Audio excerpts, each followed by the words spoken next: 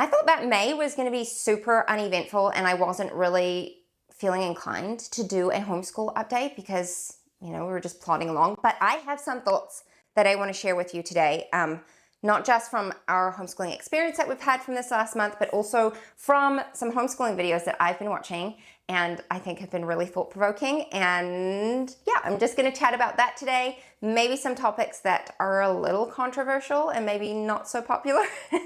But let's chat about it. Hello and welcome here. I'm Christine, a second-generation homeschooling mom of 3 kids. My kids are currently 10, 8, and 6, and I've been homeschooling them from the get-go, and I love it more every year. I love sharing homeschool resources on here. The things that I'm learning, I do not profess to be an expert by any means. In fact, the longer I do it, the less I realize I know and need to learn. It is a sanctifying process. But what I do learn along the way, I do love to share with you guys, and just thoughts and curriculum reviews and things like that. So please go ahead and subscribe if that is what you would like to see from me. I also have an email list where I try and share some helpful updates with you each week. And I would love for you to join that. You also get access to my free resource library where I have a bunch of printables that you can access and download and use in your home and homeschool. So I will always have that link down in the description below. If you want to join, I'd love to see you there. And I try my best to respond most of the time I respond to the emails that I get from you guys. Sometimes it takes me a week or two because life is busy, but I do love hearing from you guys and chatting curriculum in my inbox. So I'd love to see you there. But today I just want to give you an update on how May went. This is one of my chatty videos because that is what I like to do every now and again. I do have videos where I have tips and tricks and things like that, but sometimes it's nice to just sit and have a conversation, which sounds weird when I'm here alone speaking to a camera, but we'll converse in the comments, right? So first of all, I want to talk about some wins that we had in May, because I want to say that this year thus far, we are almost halfway through our homeschool year. We homeschool on a different calendar to those of you in the Northern Hemisphere. We begin our school in February and we end in November, December-ish. So we're about halfway through our homeschool year here in New Zealand. And I have to say that this year has probably pushed me the most as far as teaching 3 kids math and reading and all the things. They all need a lot of me still. And I've been really tired at the end of every homeschool day.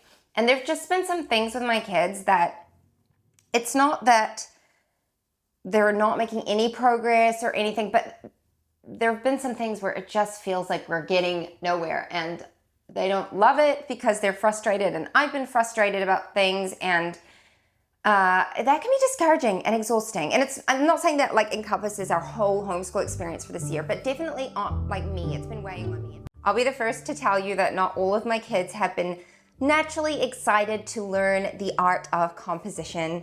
And it has been a struggle at times to get through traditional lessons, but I'm so thankful that there are tools available now to help with this situation. Night Zookeeper is a really fun way to work on reading and writing skills without it feeling like a traditional lesson. It's an online program for kids aged 6 to 12 where they get to create their own magical zoo, invent animals, and write stories about them. As they play, they're developing vocabulary, grammar, spelling, and even getting feedback from real tutors. My son has been using it, and honestly, he just thinks it's a really fun game. He doesn't get frustrated like he would with traditional lessons, which is a big win for both of us. There's story prompts, word games, reading activities, and creative drawing, so it works well alongside whatever you're already doing at home. And I love that it meets the kids where they're at. Whether they're already enjoying writing or need a bit more support, it gives them room to grow without pressure. So thank you to Night Zookeeper for sponsoring today's video. If this sounds like something that your family could use, I will leave a link down in the description below where you can check it out with a free trial, plus there's a really good discount as well. In fact, it was just this last Sunday I was chatting to my mom about it and just saying that my youngest child in particular seems to be taking the longest actually to learn to read. She can do CVC words, but we've been like hanging out there for a long time. And I was like questioning things already. And she was like, don't even stress. Don't stress. Like, it's so normal. And it was really good to hear it from her again. And so yeah, just if you're a brand new homeschool mom, if this is your first time teaching a child to read, even those of us who have taught 2 other kids how to read, 2 very different kids how to read, and now you're onto your 3rd and you still question things at times. So just be aware of that. Like, we're always questioning. And I don't think that that's a bad thing. I think that's actually a good thing, that we're always sort of like keeping our finger on the pulse and making sure things are going as they should be. But it's also great to have that community to help you sort of, evaluate and figure out if you do need to make changes or if it's just like a developmental thing. Speaking of community, this is not an ad, but I do want to remind you guys about Made to Homeschool. The Made to Homeschool community has a free membership option now. It literally costs you nothing, and you get access to a free online homeschool community where you will get things like evaluation and help and recommendations and support from other homeschool parents. You get access to that for free.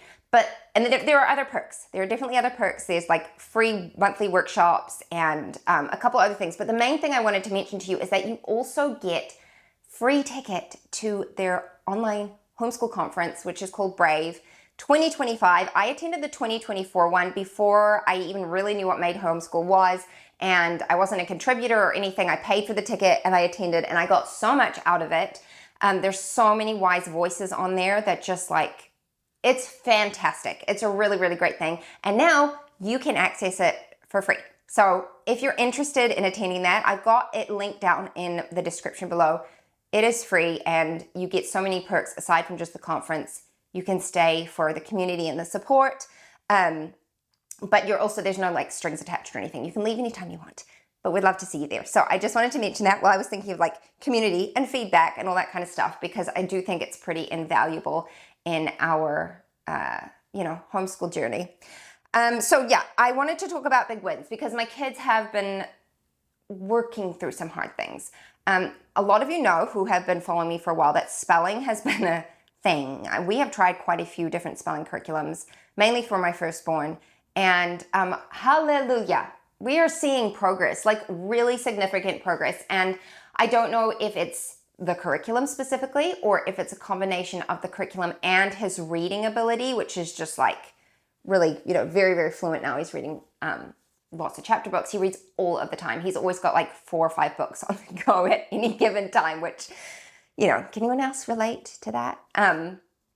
So he's just like doing really well, and I've been really, really encouraged to see that. And not just, it definitely is the curriculum, which if you don't know, we're using All About Spelling. He has almost finished level 2. I've actually just ordered level 3.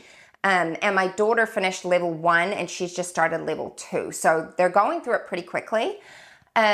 But I see him like when he's writing in his language arts, he's now like, he'll stop and question like, is this spelling rule? Does this apply to this word? So I know the curriculum is working because he is using the spelling rules like in the wild, when he's just writing things. So I think it's a combination of the two. And I'm really, really glad we went back to All About Spelling because it's just sort of helped give us direction and purpose. And that's been something that's been like years of waiting and hoping that his spelling would improve, and it definitely is. So that was a big win. With my daughter, my older daughter, she is just becoming more and more of a fluent reader. That wasn't like a big sticking point for me, but it was one of the reasons we ended up grabbing All About Spelling 3 this year, is I really wanted to work on some more phonics rules with her and just some more intentional reading time. And I just noticed in the last week or 2 that her reading is becoming like a lot more fluent. It's not so much hard work for her. And that's really exciting. The more fluent they get, the easier my job becomes as well, because I'm not having to be reading every little thing for them or helping them through all the different words. So that's really great. And then my youngest child, who has taken a little bit long to get through reading skills, I will say she just sort of had a breakthrough this week. And we'll chat about this for a little bit, because what we have done is she started the year using All About Reading. And then I want to say like 2, 3, maybe even 4 weeks ago, we paused All About Reading because she was not ready to move on with that anymore. We got to like 4-letter words and it was just like a no-go, was not happening. She's also struggled with like TH blends and SH, just with like actually forming those sounds with her mouth. Like we've had to work on that. Like she could not say SH at all. And I didn't really realize that she was just using a straight sound for that blend all the time in her normal speech. And it just sounds cute when they're like 6 years old and you don't really think about it until you're teaching them how to read. And then they're like, I can't say shh, you know? So we've had to work on that a lot. And she has tried really hard to learn how to read. She struggles through it and she cries through it, but she's like always like, Mom, I just want to read like the big kids do because they have so much fun reading all their books. And so she's got a lot of determination, but I could see that she lacked confidence, like hugely lacked confidence. And that was really hard and it was very much impeding her progress. So what we've done is we paused All About Reading and I grabbed The Good and the Beautiful, which I've got their free PDF. I've used that with like all of my kids to some degree or another. So I grabbed their kindergarten one and just printed off a few lessons. And I've just printed off the lessons that go over what she's already learned. So she's not learning anything new. It's all stuff she's already learned and All About Reading, but it's just lots of practice and it's in a different book and it's in a different format. And it has been a game changer. I pulled out the little beginner reader books that I've got that go with the set. And yesterday when we were like doing school, she just grabbed it and went and read it out loud on the couch by herself. And she was so proud of herself. And reading lessons have been like so much easier because I could see her confidence is growing with her reading. I'm like, you can do this. Whereas before it was just like, I can't do this. I can't do this. And so I just want to encourage you, if you have a child in any subject, whether it is reading or math or handwriting, whatever, sometimes it's really good to pause and go back to something that's easy for them just to build their confidence back up. And then you can move forward again. I've done that multiple times with my kids in different subjects, and it always seems to work very, very well for them. So yeah, I wanted to share that win with you in case you're in a similar place and it can feel really discouraging and you're kind of like, what do I do? You know, because it's the heart issues that are the hardest ones to deal with. But that was like a really big win for us. She is she's so sweet and so cute. And also my most stubborn child. So that works really, really well when she's determined to do something for good. But sometimes when a kid gets it in their mind that they're just not going to do something or they can't do something, the Lord is trying to give me the patience of Job. So yeah, just sharing those wins because it was a really fun way to end our school week. Like all three of those things kind of like presented themselves to me really clearly yesterday, and I felt very encouraged by that. So I wanted to share that and give you an update on our new schoolroom. I shared about this in my last update. We've been in the new schoolroom with the fireplace, and I have to tell you, it has been great. It has been so nice to be away from the kitchen, and like the kitchen is just never fully tidy because it's just in constant use. So to be away from that and not like see that work all the time has been a big blessing for me. And also having the fireplace right there. We've had some colder days in May for us. I feel like we lit the fire far more than we usually do this time of year. And it was so much more motivating to sit down and do school with the kids when the room was toasty and warm and we weren't chilly. So love the new schoolroom. It's been fantastic. I'm so glad that I had the thought to move there because I just don't know why it never crossed my mind, but it hadn't. And now I've kind of like rearranged the front room and have like paint plans and wall paneling plans. I don't know when I'll get to it because life is busy. But another highlight that I wanted to just like chat about is Berean Builders. We've been using their science this year. We're using science in the beginning and we've just loved it. It's been a really big hit in our home. My kids are really learning through it. Even my youngest, like she definitely picks up on things. Obviously, a lot of it she's not going to pick up on, but she's for sure learning. Like she can usually answer the question at the end of the chapter that we do or the lesson that we do. And the science experiments have been very manageable. Like I think there's only been one or two that we haven't done. One of them I found on YouTube and we watched that. But usually it's just been that I haven't been organized or like someone's been sick in the house and I haven't been able to get all the things. And by all the things, I mean, it's like maybe like a thing of Coke or something that we needed for like, and Mentos or something. We actually did do that activity, but that's just the one that I'm thinking of off the top of my head. Like it's not crazy things that we've needed. It's been very easy to, for the most part, open the book, be like, okay, we need this stuff, let's quickly grab it. I usually send the kids on errands around the house to grab the things that we need to do the experiment. That's been really fun. I don't know that I would use that book if I had kids, if my eldest was like younger than 9, because it is more textbooky. But for my kids' age, it seems to be working really, really well. So just wanted to share a little bit of feedback on that topic, because this was a new curriculum for us this year and I wasn't 100% sure how it was going to go, but we're really enjoying it. And then the other like homeschool curriculum thing I wanted to share is my daughter's piano. So she has been using Hoffman Academy this year. She did their whole first unit just using the free lessons last year, I think over the summer. And once I knew she could be consistent with that, I went ahead and purchased their premium subscription. And we've done that up until this point. And then there was another piano curriculum, piano school, online school that I wanted to try, and that was Voetberg Academy. I mean, I have listened to their podcast a lot now that we're a family. And I knew that they had this music school, and I just wasn't 100% sure. So what I ended up doing was canceling our premium subscription with Hoffman Academy, because what you could do is just purchase 1 month with them and print off the unit workbook and then just use that alongside with the free lessons. And that's fine. And it's a lot cheaper than paying monthly for like the games and like practice session tips. And I did find it's a little bit too parent intensive. Like I had to be there with the iPad, like constantly clicking through things and checking things with her. And I didn't love that. Whereas Voetberg Academy, first of all, they teach, primarily she's teaching them to learn by ear. There is like learning how to read music as well, but it's also teaching them to learn how to play by ear. Hoffman Academy has that as well, but they're different. They're just different programs. And I wanted her to try both. And then the other reason I liked the idea of Voetberg Academy was that they had like hymns and worship songs and things like that as well. And my perspective as a believer is that a lot of the things that I want to teach my kids and are things that they're going to be able to use for the Lord in the future. You know, I am a pianist. I did years of piano lessons, and the main way that I have used that is in church. I am one of our church pianists. I was able to teach piano lessons when I was younger, and I taught, well, like a lot of the pianists in our church throughout the years that have been our church pianists. My sister is one of the church pianists, and now she's taught another girl who's also a church pianist.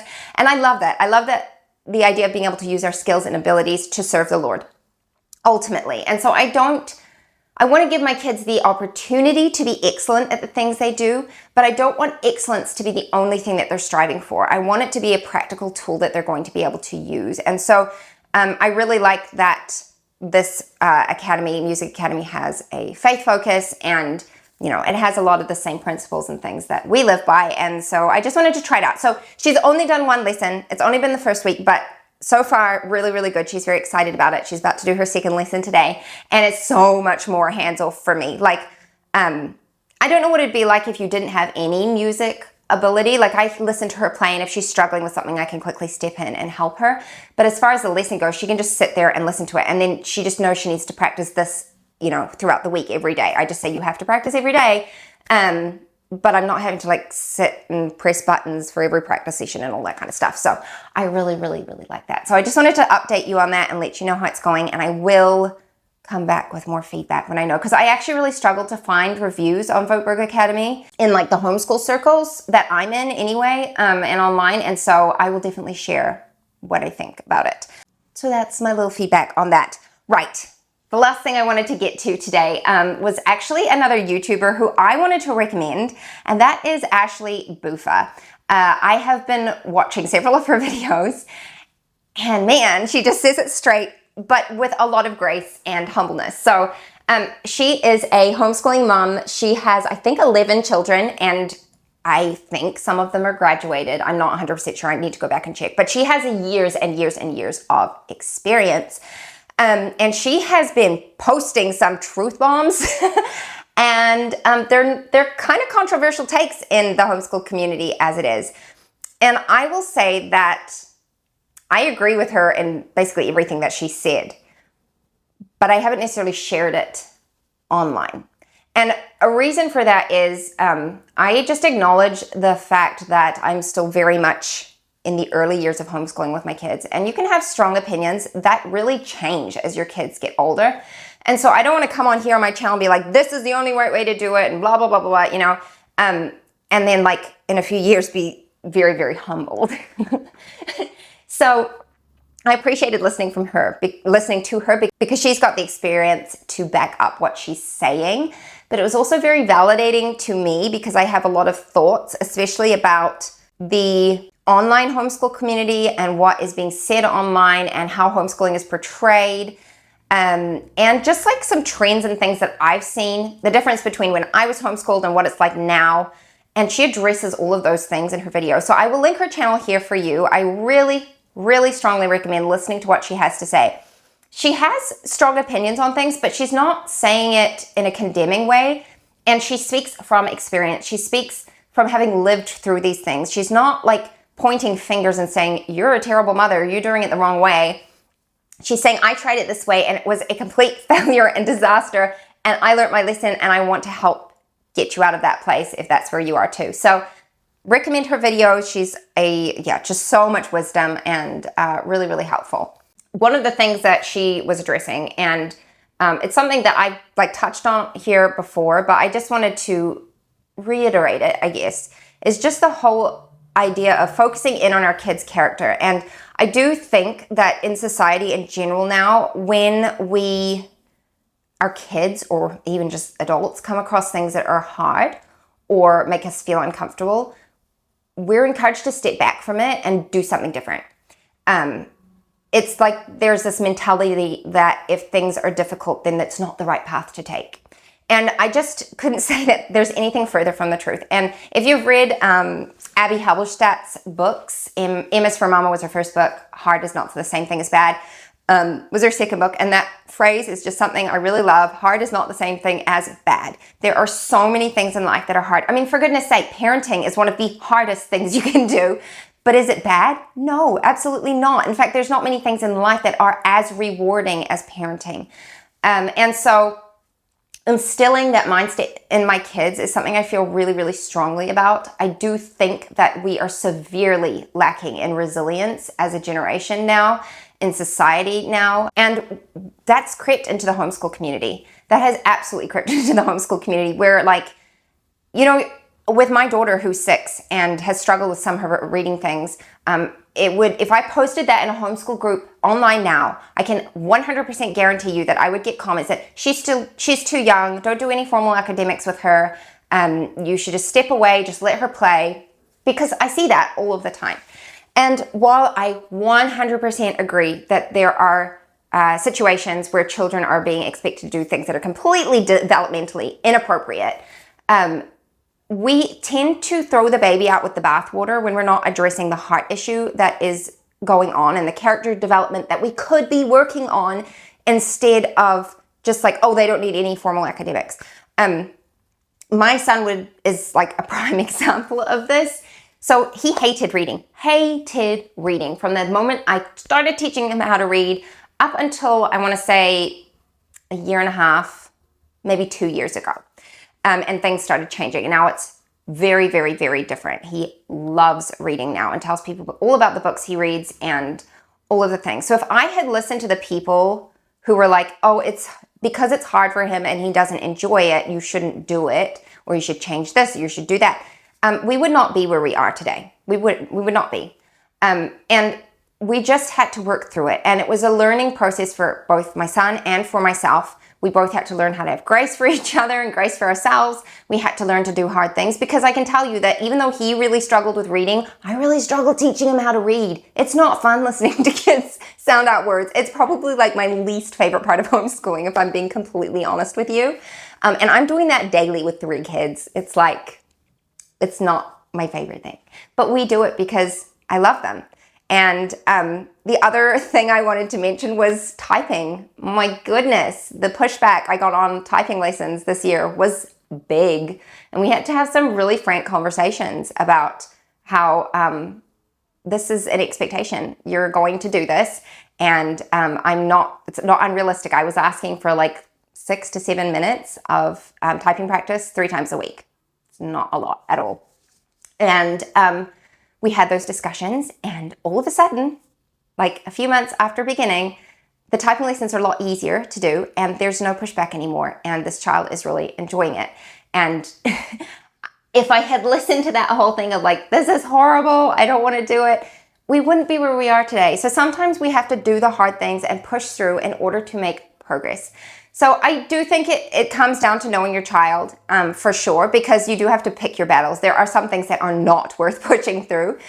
But I also think it's really important that we as homeschool parents take our responsibility very seriously. This is our child's education.